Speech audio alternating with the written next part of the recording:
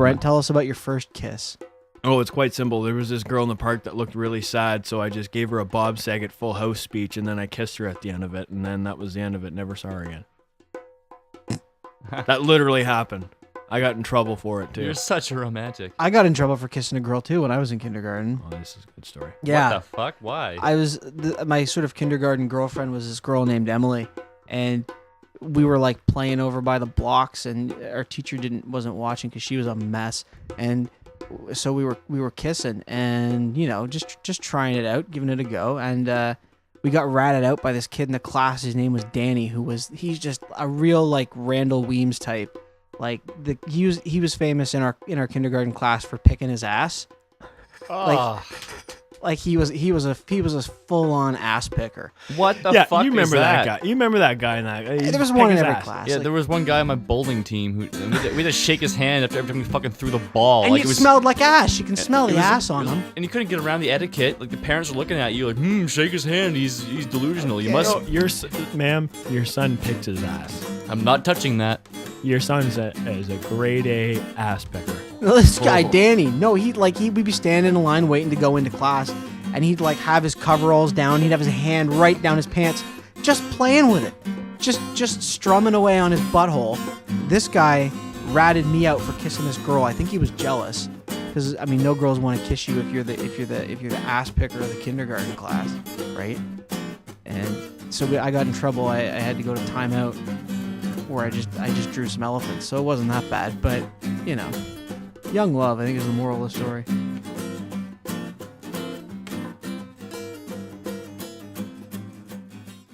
All right, everybody, welcome to episode 6 of Circle Jerks. We are back, like we forgot something.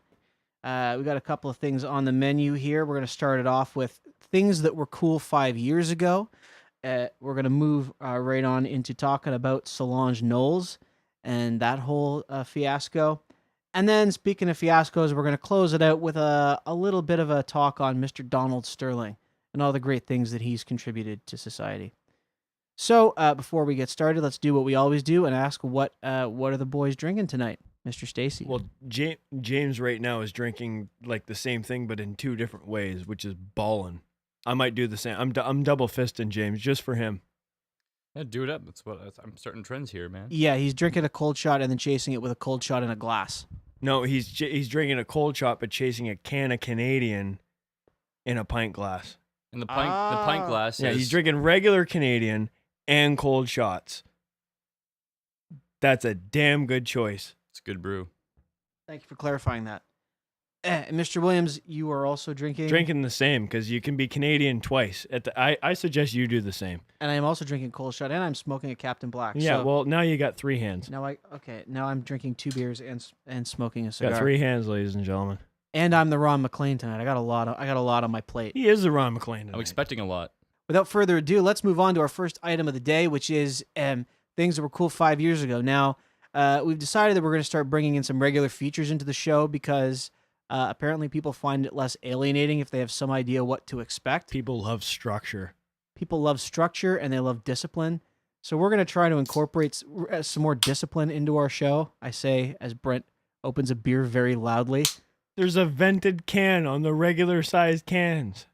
All right, well, things that were cool 5 years ago, first ever segment, live on Circle Jerks. And by live, I mean recorded and edited in advance. I will turn you over to Mr. Brent Williams, to his loving and tender hands that are full of booze. So I decided what was probably one of the most popular things going on in 2009? And what was that? Avatar. So, Robbie, your thoughts on Avatar?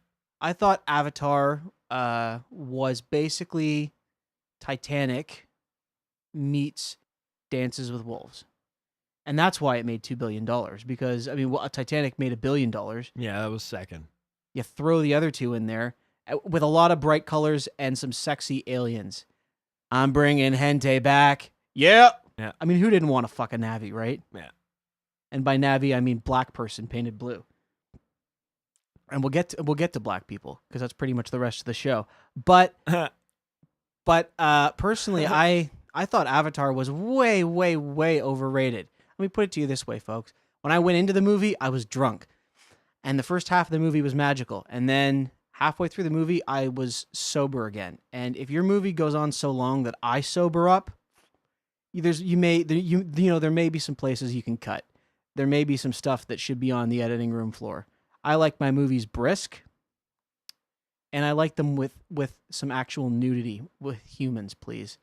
So, I mean, it certainly wasn't boring, but I thought it was overrated, and people were treating it like it was genius. Oh yeah, the metaphor is so subtle. They're firing missiles at a giant fucking tree. I mean, people working for an evil corporation that's run by a fictional version of Alex Anthopoulos. That's great.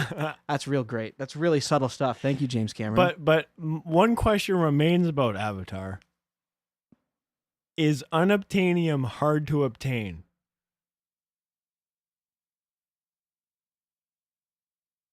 Get out. Get on a plane, fly to LA, go to Seth MacFarlane's house, take your pants off, and let him play with your pee-pee. That's my advice to you. But yeah. that's a brilliant commentary. It is a good point on that movie, and it sums up that movie. No, because that's where I come from, and this is coming from somebody that's seen it 5 times in theaters. I've seen it 5 times. I went all different times, had a great time each time. That's what it is. It's a good, but thinking, it's all visual, because thinking wise, as soon as you hear the word unobtainium, you go, you gotta go. Unobtainium? You gotta go. Midichlorians? These are words. You gotta go, no. No, this script isn't for me. And you gotta get your disbelief back, and you just enjoy the light show at that point. Just look at the colors and don't think too much about the words, and try to ignore your erection in the dark. Yeah. Sounds like most of my acid trips. Well, what did you think? Overrated. What did you think of Avatar, James? I mean, it's rehashed everything that had been done. 3D movies, a native kind of invasion plot line. I mean, everything about it had already been done, So it was completely overrated, entirely. It was worse than Nirvana. It was insane. Like it was, and it's the most popular movie of all time. I still enjoyed the movie. I mean, but literally by far. But I can't believe it's the most popular. There are so many better movies. James Cameron took the box office, grabbed it by the balls, and tugged, and got a lot of bull's milk out of it. Like, what does that say about our culture, about people? What are they buying? That we don't expect anything except things that are repackaged over and over again. That's why we're doing a regular segment. It's basically a sum up of all the great movies that you loved before, now in 3D. Did you like Pocahontas? Imagine Pocahontas in space. My other thing, and I think maybe this should be our last talking point on Avatar, because we've been going on about Avatar for a while now. But my favorite thing about it was that people got depression from Avatar because Pandora wasn't a real place. People went to see Avatar, and I know. Let's take a minute and laugh at the people who thought about killing themselves because of a James Cameron film. I mean, what does that say? I mean, that's like me wanting to kill myself because I couldn't be on the Cucumbas in Hardball. I wanted Keanu Reeves to be my coach and get himself out of gambling debt. And I wanted to play with all those great Chicago-based young baseball players. Wallace from The Wire. God damn. And I love it when you call me Big Papa. But that's the same thing. It didn't exist. Neither does Pandora. And Chicago's more real. So I think I win. All right. Thank you, ladies and gentlemen, for listening to Things That Were Cool 5 years ago. Good segment. Moving on. We've had the appetizer. Now let's have the main course. You really can't not talk about the fact that Solange Knowles physically assaulted Jay-Z in an elevator. And the funny thing about this is that Brett and I were driving to the Toronto Blue Jays game the day that this happened, and we were listening to Solange Knowles on the new Chromeo album pretty much when this was happening, I guess. Yeah. No, the worst part is our friend Jamie Oxton, who could not be here because he's in Toronto with a job. He's like, did you hear about Jay-Z getting beat up? And I said, wait. When you lead a story off like that, you got to think, wait. Somebody kicked his ass, and you find out it's his sister-in-law, who I've had a crush on for probably good even 10 years now. Beyonce's the finest, but her sister's not cut from a bad piece of meat. More attainable. And that's the trick, is to That's go the for the thing. second prettiest girl, because she's got low enough self-esteem that she'll consider it. Solange Knowles is a beautiful girl. Popped out a couple kids. But apparently, they were at a gala last week, the 4 of them. So Jay-Z, Beyonce, Solange, and her baby daddy, I guess. I don't know if they're married or separated, divorced, or whatever the hell they are. Apparently what it was all about was Solange didn't want Jay-Z going to a party hosted by what have always been thought to be rivals Rihanna, who Jay-Z actually brought from the middle of nowhere to complete stardom, made her a diva. But there's always been that clearly he's probably banged her. I think that's common knowledge that they've done. I would hope so. So yeah, there's always that Beyonce versus Rihanna, the whole thing. But in fairness, Beyonce probably banged Mike Myers, so I think that cancels out, right? Let's hope for Mike Myers. Or at least Michael Caine. Anyway, so Rihanna was hosting a party after this gala, and Jay-Z wanted to go, and Solange got mad because she thought that he should just go home. And she's getting mad at Beyonce for going, why your man going to the club? And apparently when we get into the elevator, we start seeing some vicious beatings. She exploded. She explodes with that left hook. It's explosive stuff. Wild kicks. She's got good technique. I know we didn't get to see her ground game, but I don't know. It's just weird seeing a guy like Jay-Z getting beat on by a girl, let alone his sister-in-law. And he has to stand there and take it. Just has to stand there with his wife. What's he gonna right do? next to him. Is he gonna retaliate? Like, what's he gonna do? Beat her? Like, He did exactly what he should have done. yeah. Which is stand there and go, can someone get this crazy bitch off me? Because you're Jay-Z and that's what you pay people for. And then they get her off him and everything's cooling down. And then she goes again. She goes She's for not round done. 2. This is a long She's video. not even waiting for the bell. She's just going for it. She's going for it. I mean, which I can respect. She's committed. She's determined to kick Jay-Z's ass. You know, the thing is, though, you say that he just has to stand there and take it. I don't know. If a woman ever came at me like that, I'd probably pop her back. Just as a reflex. And I know when you're famous and you know that this is going to be a video on YouTube, you really shouldn't be hitting Jay-Z's your a sister-in-law. smart man. You No, he just- didn't know it was Also, going to be on YouTube. He didn't want to be There's because a of the camera. cop. There's a camera in every elevator. And his No, he family, he right? knows it's police. He's worried about the police. Not like He's just Jay-Z's just a smart enough guy to know no matter what happens, I need to keep my cool. Man, the guy's like Mr. Keep It Cool. That's what he does. Well, granted. Everybody in the world wants to bang his wife. If he was actually a little bit of a loose cannon, he'd probably lose on a few people or two. But he's just like Mr. I don't care. I'm almost double her age. I don't give a shit. Plus, I've been making platinum records for almost 2 decades. He's Mr. Keep It Cool, and that's what happens in that situation. Plus, it's been heard that they've had to deal with this with Solange before. Apparently, she's just fucked. My thing about this is, if Jay-Z had done that to Solange, he'd be in jail right now. But when she punches him, it's embarrassing and it's a bit of a joke. It's true. If he did that, and I want Who's gonna go and say that their sister-in-law kicked their ass in an elevator? Really, I wouldn't do that.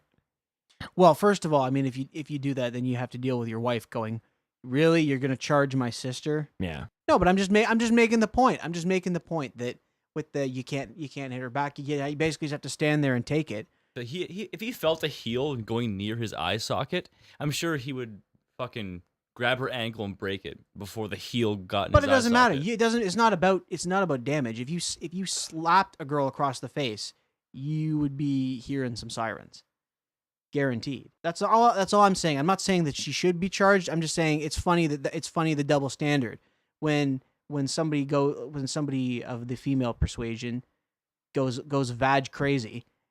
It's funny. If Jay-Z had lost his cool for half a second and smacked her across the face, On Grammy night. he'd be in really deep shit. It'd be a totally different thing. I don't think that that's right. Well, You want to be equal. You want to be equal. really, but equal. I'll speak to equal. Like, look at what she actually accomplished with her manic craziness. She physically was incapable of doing almost anything because she was held down by like one person. But to speak to your point, James, if I fire a gun at you and I'm a bad shot and I can't hit you, I still fired a gun at you. I see your point. Just thank you, James. I see your You're welcome. see your point, and I raise you a counterpoint. No, so I'll stop.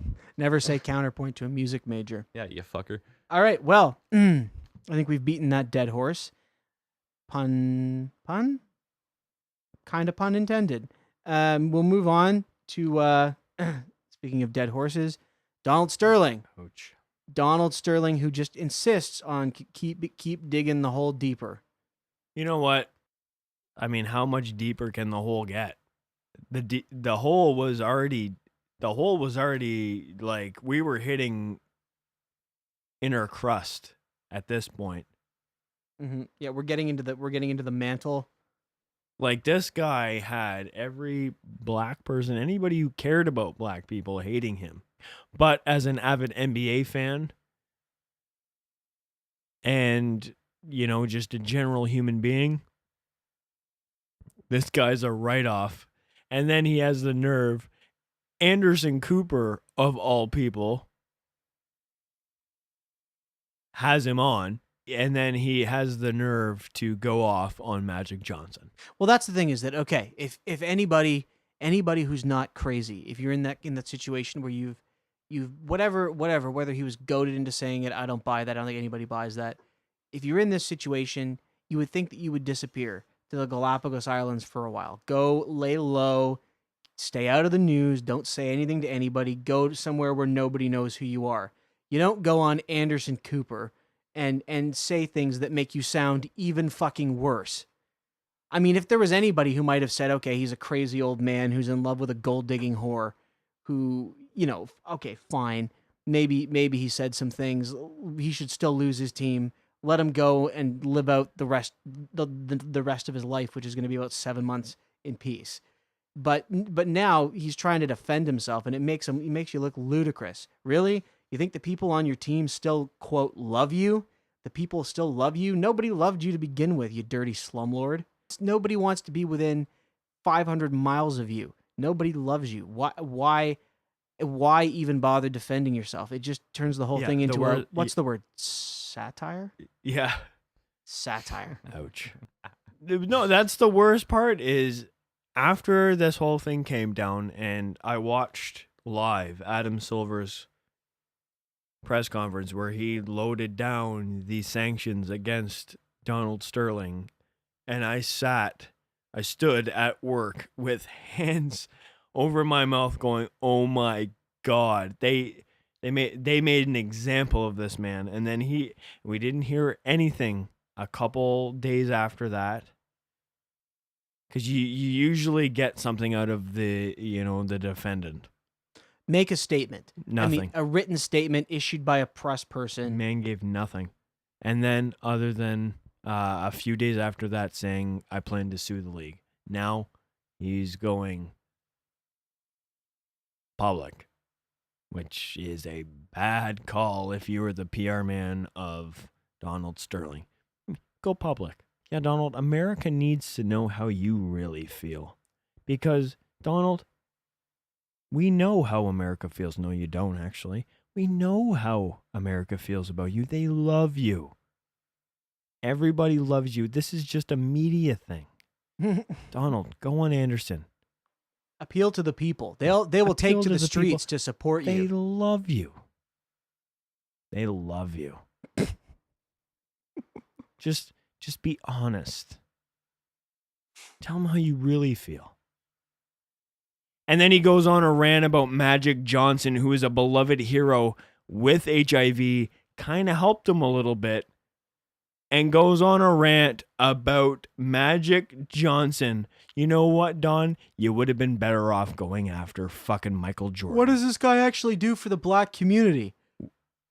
What do you do for the black community? What do you do for the black? Oh, right. You're a slumlord. But you also Thanks. just ignited it. They're really fierce about it, and then you went after one of their heroes. The best thing though is that Magic Johnson's reaction, and he's just sitting there and he's smiling. He's saying, I'm a God-fearing man. I pray for his soul. I think he's a sad guy, and and Magic Johnson came off as the epitome of class, and this old fucking blue-blooded billionaire who thinks that everybody loves him is just been shown to be clearly delusional and just sad, just really sad. But I mean, it should be obvious this guy's delusional anyway. I mean, you see his female companion, yeah, and you're going, oh yeah, she really loves me, almost as much as she loves Botox, eh, Donald? Yeah. I don't think she loves you. I think she likes that fuck off LA Clippers money. The thing about it for me is how well the NBA handled this actually. Because I was kind of like, oh, they're gonna slap some sanctions on the guy, but he's gonna slip off the hook, and they really did make an example of him, and I think that it's good because a lot of the time, when somebody does something like this, somebody lets an N-word slip, or somebody says they don't like gay people. See also Paula Deen and Duck Dynasty. It's a slap on the wrist. Or when Joakim Noah got caught saying "fuck you, faggot" on air. Oh yeah. So it's all about what you get caught saying. That's the whole thing about Donald Sterling, and I'm not arguing that. I'm not saying no, but it's the fact that people who are exposed for having these really awful personal views, for being